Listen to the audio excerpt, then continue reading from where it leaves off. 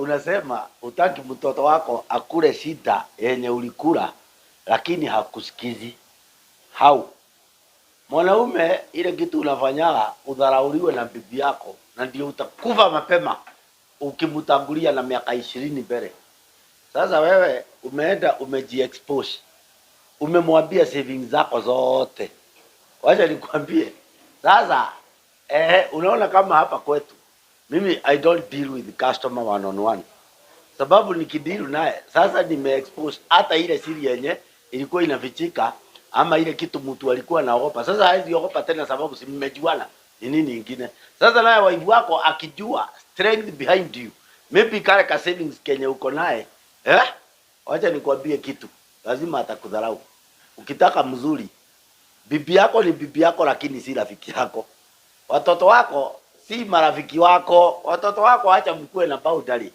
Ati sasa lazima uambie chote. Ati ukijenga gorofa unakuta umegawanwa na haujakufa. Ati gorofa ya kwanza ati kuko na mwenye anachukulia rent. Gorofa ya pili ati sasa ni bibi yako anachukua rent. Ati wewe umeachiwa manduka ya pale chini. Ni nini mna discuss?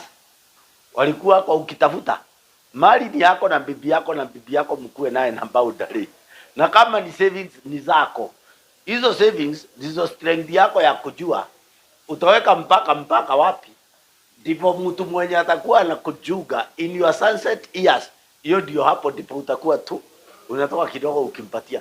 Wacha hivyo watu wanasemaga ati utangaze vitu zako zote. Si uko na marafiki, si uko na lawyer. Wacha wewe ukikufa watajua vitu zako zote. Lakini kama uko uhai, wacha nikwambie kwanza, wakijua umewaambia zote, umemaliza na ulikuwa tajiri.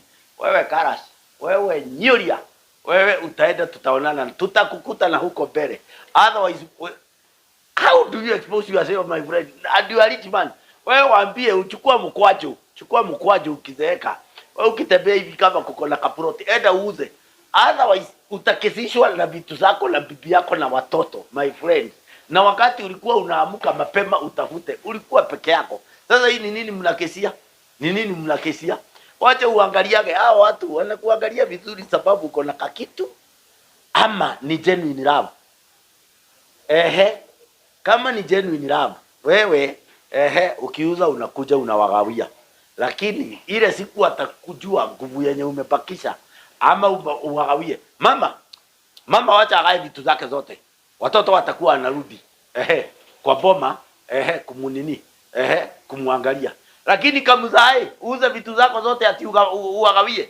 Wagawie chenye wanajua hata wewe ile yenye uligaiwa na your grandfather. Hata hizo yenye umetafuta usigawe. Hiyo ndivyo nguvu yako. Kwanza waambie, na mnajuage niko na watoto 3 nilikuwa nimezana huko na wananiangaliaga. Sasa ndivyo waweze kuwa wanakuangalia. Sasa uwezi uliwa. Lakini wacha nikwambie kitu. Utangaze mali yako yote kwa bibi yako mmoja. Wewe shauri yako.